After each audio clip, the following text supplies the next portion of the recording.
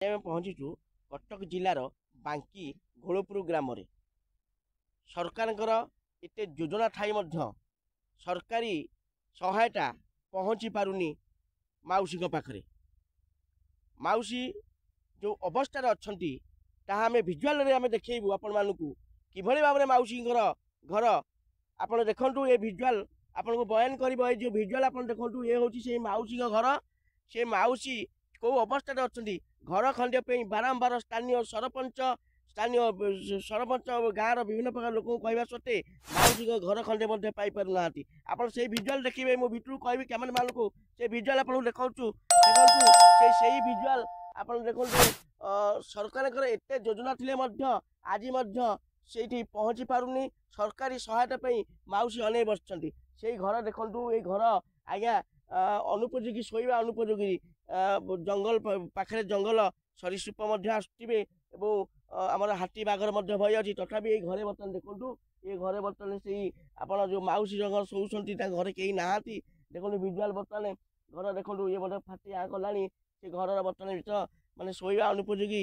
ଯଦି ବର୍ଷା ହେଉଥିବ ମଧ୍ୟ ବର୍ଷାରେ ମଧ୍ୟ ପାଣି ଗଳୁଥିବ। ଆଜ୍ଞା ଆପଣ ଦେଖୁ ଉପରକୁ ଟିକେ ଦେଖେଇବି, ଭିଜୁଆଲ କହିବି ଉପରକୁ ଦେଖନ୍ତୁ। ଏ ଯେଉଁ ସେଇ ଘର ଆଜ୍ଞା ଆପଣ ଦେଖନ୍ତୁ କିଭଳି ଭାବରେ ମାଉସୀ ଅଛନ୍ତି। ଏ ସାଧାରଣ ତ ଆମେ ଦେଖିବା ଏ ଶୋଇବା ଅନୁପଯୋଗୀ। ମାଉସୀ କିଭଳି ଭାବରେ ଶୋଉଥିବେ ଆପଣ ଦେଖିପାରୁଥିବେ। ଏ ଭିଜୁଆଲ ଆପଣ କହିଦେବ।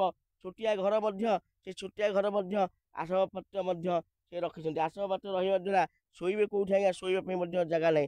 ଆମ ପାଖରେ ସେଇ ମାଉସୀ ମଧ୍ୟ ଅଛନ୍ତି। ସେ ମାଉସୀଙ୍କ ପାଖକୁ ଆମେ ଯିବା, ତାଙ୍କର ପ୍ରତିକ୍ରିୟା ନେବା। ମାଉସୀ ଆପଣଙ୍କ ନାଁଟା କ'ଣ କହିଲେ ମାଉସୀ? କୁନ୍ତଳା ଖାଟୁଆ। କୁନ୍ତଳା ଖାଟୁଆ। ଆପଣ ଆପଣଙ୍କ ନାଁ କୁନ୍ତଳା ଖାଟୁଆ। ଆପଣ କ'ଣ କହିବେ ଏଇ ଯେଉଁ ଆମର ଅଛି, ଯେଉଁ ଆପଣ ଘର କାହା ପାଖରେ ଆପତ୍ତି କଲେଣି? ହଁ, ଆପତ୍ତି କଲୁ ସରପଞ୍ଚ ପାଖରେ।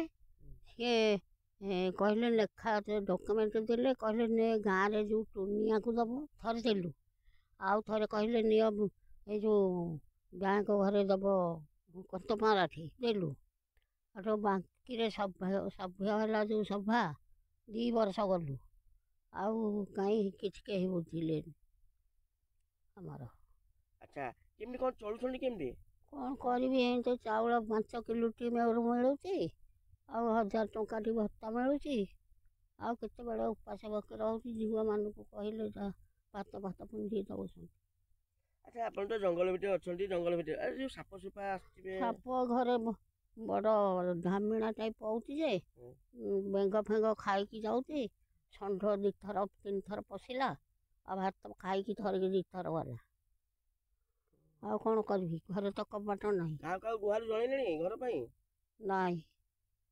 କାହାକୁ ଜଣେ କିଏ ଆସିନାହାନ୍ତି ପର୍ଯ୍ୟନ୍ତ? ସ୍ଥାନୀୟ ସରପଞ୍ଚ? ହଁ, ଆସିଥିଲେ ଦେଖି ସାର୍ ଆସିଥିଲେ। ତାଙ୍କ ପଛରେ 2 ଜଣ ଆସିଥିଲେ ଯେ ସିଏ ବାଇଆ ନଥିଲା କ'ଣ, ସିଏ ଡକ୍ୟୁମେଣ୍ଟ ମାଗୁଥିଲେ ଯେ ସିଏ ଗଲେ ଆରି, କହିଲେ ଆଉ ଦିନ ଆସିବା। ଏ ଆଉ ଶୁଣୁଥିଲେ ପ୍ରତିକ୍ରିୟା ମାଉସୀଙ୍କର ଯେ ଚଳିବାକୁ ଭାରି ଅସୁବିଧା ହେଉଛି। ବିଡ଼ିଓଙ୍କର ଦୃଷ୍ଟିରେ ପଡ଼ୁ ସେଇ ଘର, ଯେ ମାଉସୀ ଖଣ୍ଡେ ଘର ସାହାଯ୍ୟ କରନ୍ତୁ।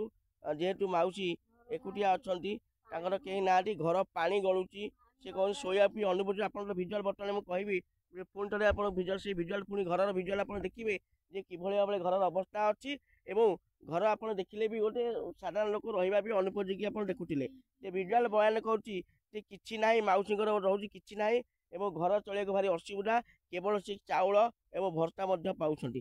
ଆମର ସ୍ଥାନୀୟ ଯେଉଁ ବିଡ଼ିଓ ଅଛନ୍ତି, ମୁଁ ବିଡ଼ିଓକୁ ଏତିକି ଅନୁରୋଧ କରୁଛି ଯେ ମାଉସୀକି ଖଣ୍ଡେ ଘର ମଧ୍ୟ ଦିଆଯାଉ। କଟକ ଜିଲ୍ଲା ବାଙ୍କିରୁ ଶ୍ରବଣ କୁମାର ସେଠୀଙ୍କ ରିପୋର୍ଟ, ଜି ନ୍ୟୁଜ୍ ଭାରତ।